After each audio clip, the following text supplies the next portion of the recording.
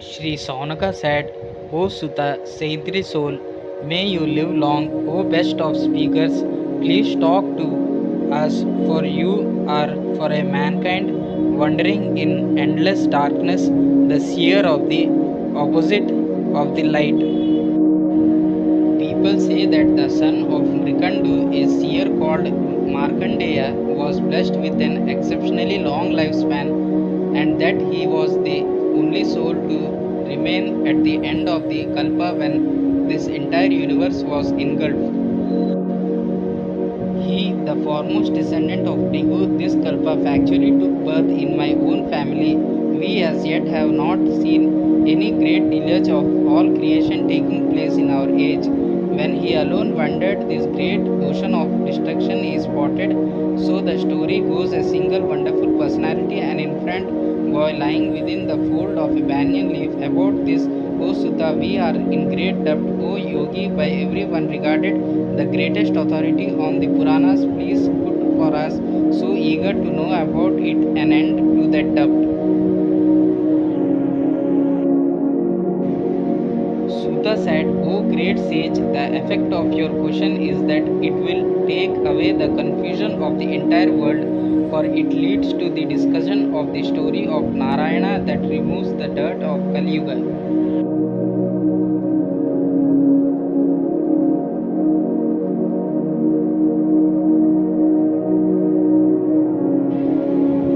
After Markandeya had received the second birth initiation rituals from his father and orderly had studied the Vedic hymns and principles of religion, he was equipped with austerity and recitation, keeping to the great vow of lifelong celibacy. See Yama, he was peaceful with matted hair and bark clothes and carried a water pot, a mendicant's staff, a sacred thread, and a celibate's belt. With the skin of a black deer and lotus seed prayer beads, he, for the sake of his regulated practice, he, Niyama, worshipped at sunrise and sunset the Lord in the form of the fire, the sun, the Guru, the scholars, and the Supreme Soul.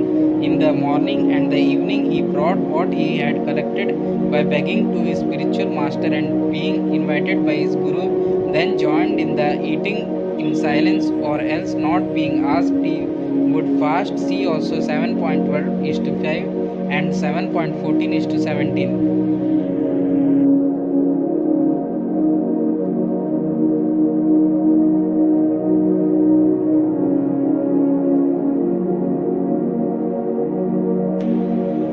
When he thus with penance and study had worshipped the master of the senses for countless or millions of years, he had conquered what is impossible to conquer, death.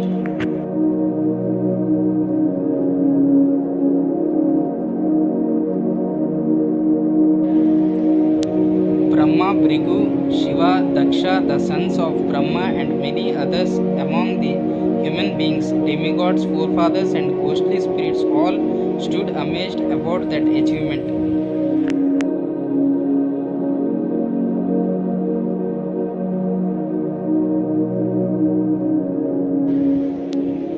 This way, with his austerities, recitations, and restraint, maintaining the great vow of celibacy, the yogi, having turned his mind inwards, meditated on the Lord in the beyond and rid himself of all hindrances.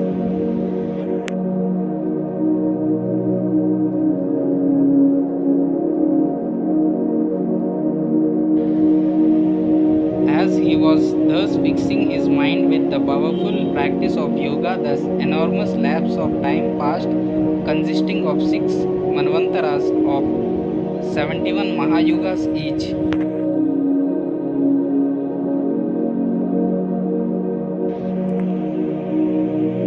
In the 7th period of Manu Purandara, Indra heard about the austerities, became afraid of them, O Brahmin, and decided to obstruct them.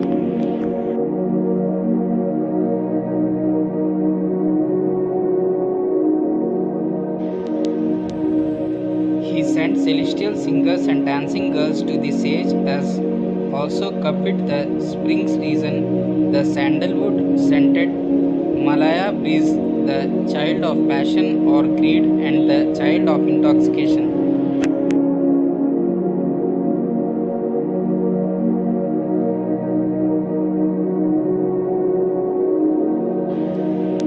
O mighty soul, they all went to his hermitage on the northern side of the Himalaya mountains, where the river Pushpabhadra and the peak named Chitra are situated.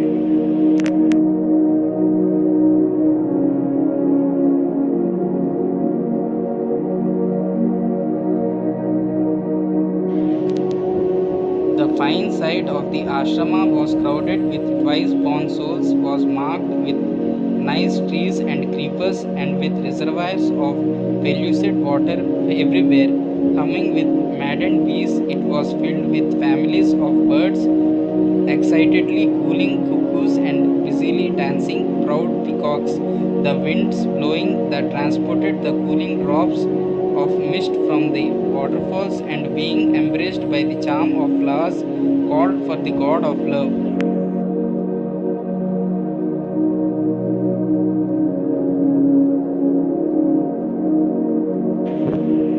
With the moon rising at night showing its face, springtime appeared there with series of new sprouts and blossom from the multitude of creepers closely embracing the trees.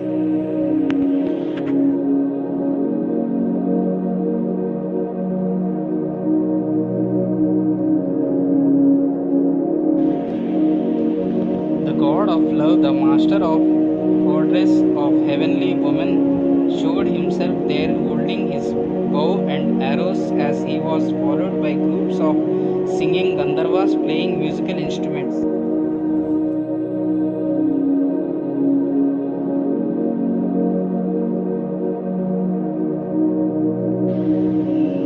The servants of Indra found him sitting there in meditation after having offered his sacrificial oblations, with his eyes closed, as invincible as fire personified.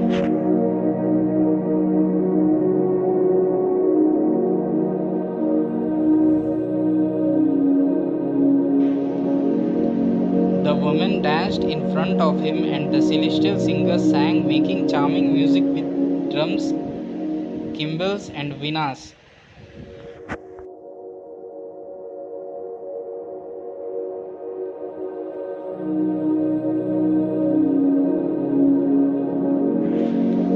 And while the servants of Indra, the child of greed and the child of spring, tried to agitate the mind of the sage, Cupid fixed his five-pointed arrow concerning one's sight, smell, sound, touch, and taste on his bow.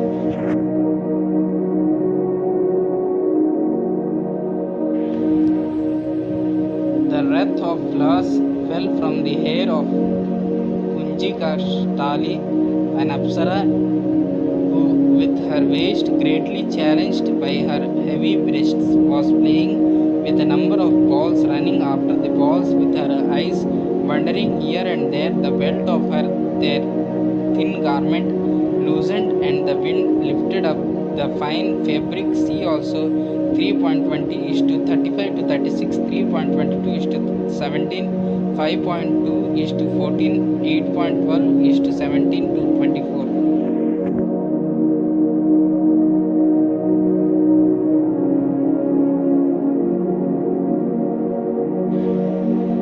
Cupid, thinking he had conquered him, then shot his arrow, but also these actions directed at the sage proved to be as futile as the endeavors of a disbeliever.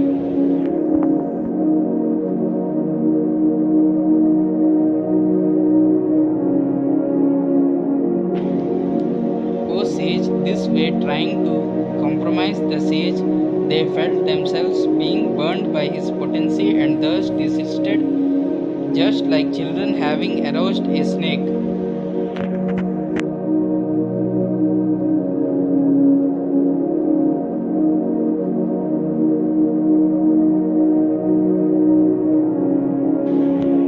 O Brahmin, even though the followers of Indra had violated the great Muni, he did not yield to the sentiments of ego, for a great soul that is not so surprising at all.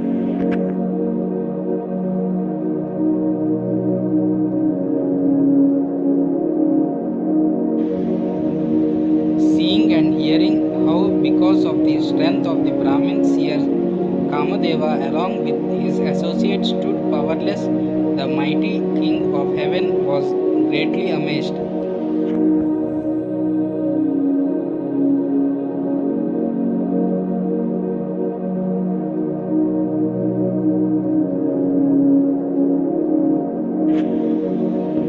In order to show the sage his mercy was thus had fixed his mind in austerity, recitation, and restraint, the Lord manifested himself in the forms of Nara and Narayana.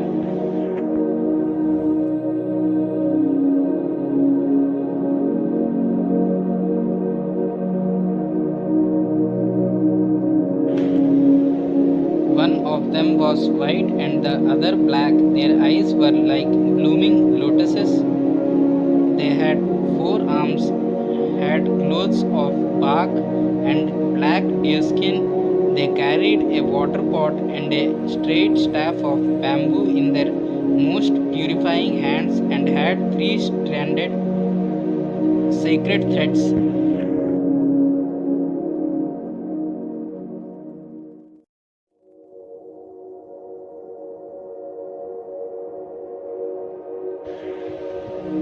With prayer beads of lotus seeds and with the Vedas that purify all living beings in the form of bundles of darbha, they being worshipped by the chief demigods and standing tall with an effulgent yellowish color radiating like lightning, were austerity personified.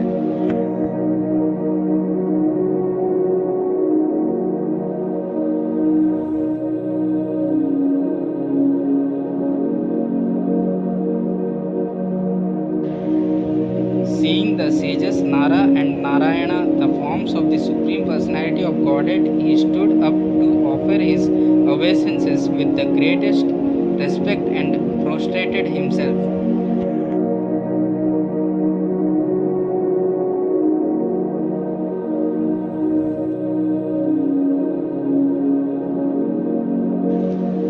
Because when he saw them, experienced happiness all over his body, mind, and senses, and the hairs on his body stood on end. He was unable from the tears filling his eyes to see them clearly before him.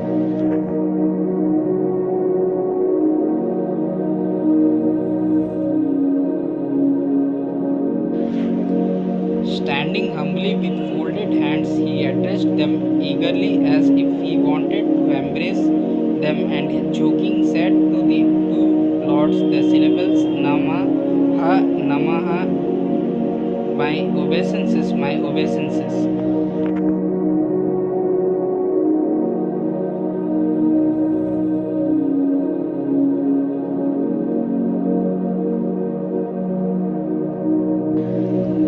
He offered them seeds, bathed their feet, and worshipped them with incense and flower garlands, while anointing them with sandalwood and other fragrant substances.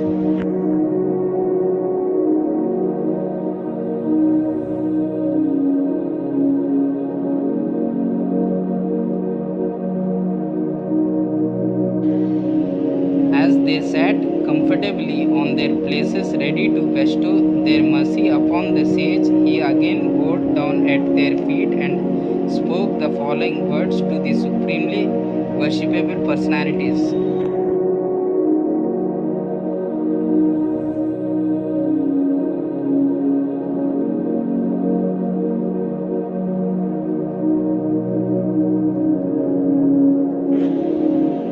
Sri Markandeya said, O Almighty One, how can I describe you who moves the vital breath of all embodied living beings, including Brahma, Shiva, and myself, and who, following, stirs into action the power of speech, the mind, and the senses? Nevertheless, despite this physical imposition, you become the loving friend of everyone worshipping you.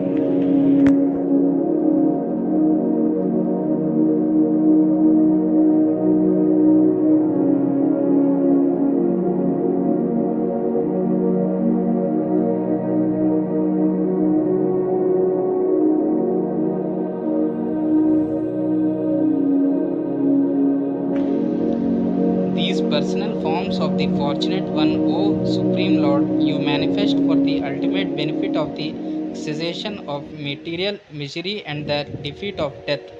And while you, for the sake of protection, manifest various other forms, you, like a spider with its web, once having created this universe, again swallow it up completely.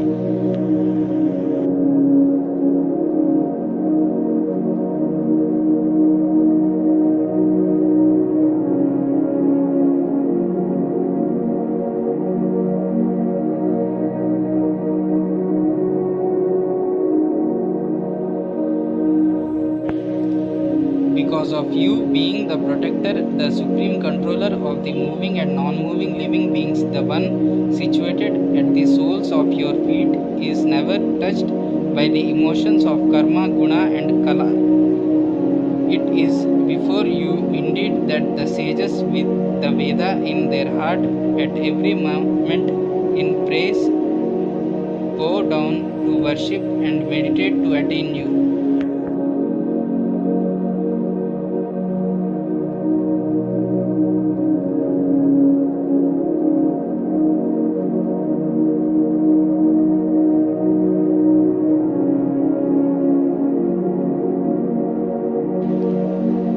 We know of nothing else but the attainment of your feet, the very form of liberation, O Lord, that benefits the person who has to fear from all sides.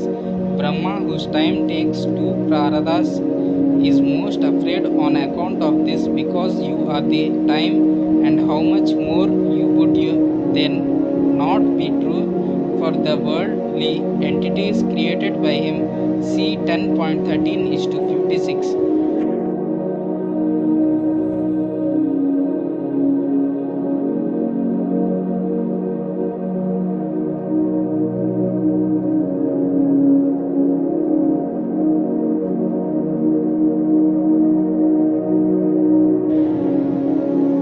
Let me therefore, with forsaking the covering of my soul, worship the foundation of your feet, of you who are the intelligence of the real and the teacher of the soul, who are the absolute truth.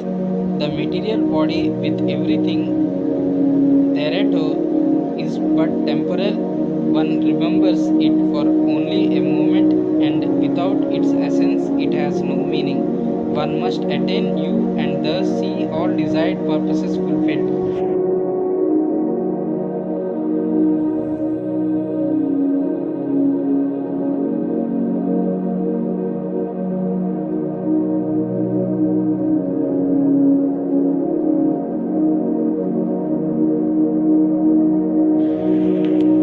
O Lord, O friend of the soul, even though all the products of your illusory potency carrying the names Sattva, Rajas and Tamas exist as a form of your pastime for the sake of the maintenance, destruction and creation of this universe, it is the mode of goodness Sattva that exists for our liberation, and not any of the other two basic qualities of passion and ignorance that bring men to danger, bewilderment and fear. See also Guna Avtaras and 10.89 is to 18.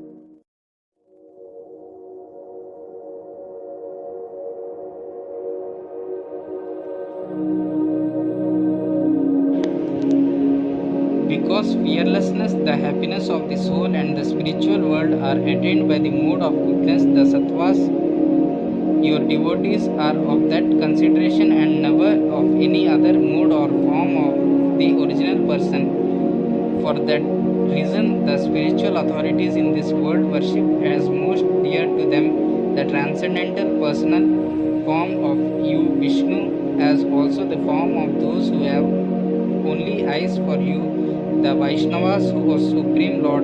See also 1.2 is to 26.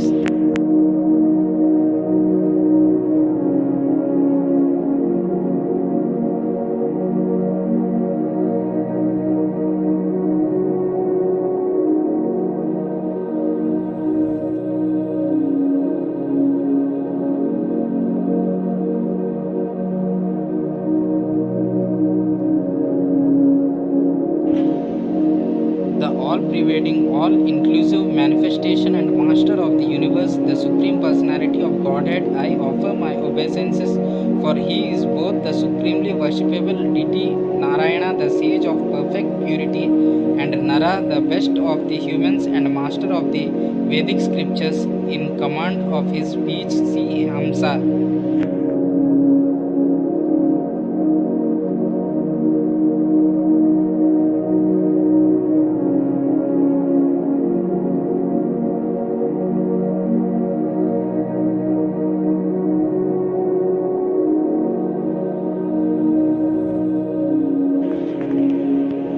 He who, by the deceptive command of his eyes, become diverted in his intelligence and fails to recognize your presence within his own senses, heart, and even within the objects perceived, may, despite his understanding being covered by your Maya, nevertheless succeed and arrive at realization when he directly obtains the Vedic knowledge from its source, from you, the spiritual master of all.